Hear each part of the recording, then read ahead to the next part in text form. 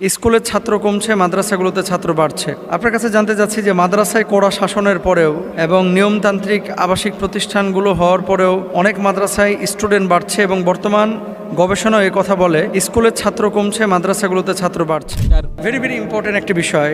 এবং আজকে দেখলাম কালবেলাতেও এটা নিউজ করেছে যে স্কুলে ছাত্রছাত্রী কমছে কিন্তু মাদ্রাসায় ছাত্রছাত্রী বাড়ছে। আর স্কুল বলতে কোন স্কুল? বিশেষ করে প্রাইমারি লেভেলে কিন্ডার গার্ডেনগুলোতে প্রচুর ছাত্র কমছে।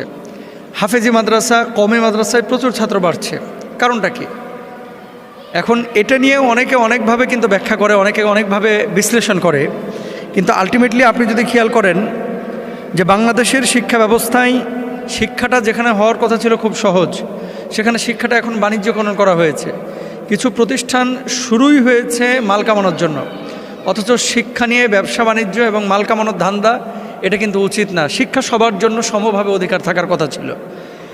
আজকে দেখেন এই যে 2022 থেকে নিয়ে 2026 পর্যন্ত শুধু মাধ্যমিক, উচ্চ মাধ্যমিকে লক্ষাধিক এরও বেশি ছাত্রছাত্রী তারা কিন্তু কমে গেছে, অথচ এদিকে কওমি মাদ্রাসাগুলোতে প্রচুর স্টুডেন্ট বেড়েছে।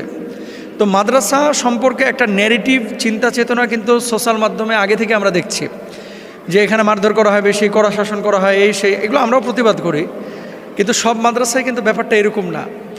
আপনি এই জামানায় নীতি নৈতিকতা, হ্যাঁ কওমি মাদ্রাসা বা আলিয়া মাদ্রাসার ছাত্রছাত্রীরা ডাক্তার ইঞ্জিনিয়ার কম হয়, দুনিয়াদার কম হয়, কিন্তু তাদের নীতি নৈতিকতা, আখলাক, আদব এগুলো কিন্তু স্কুল কলেজের চাইতে অনেক বেশি হয়। এই জন্য কিন্তু ছাত্রছাত্রীরা বাড়তেছে।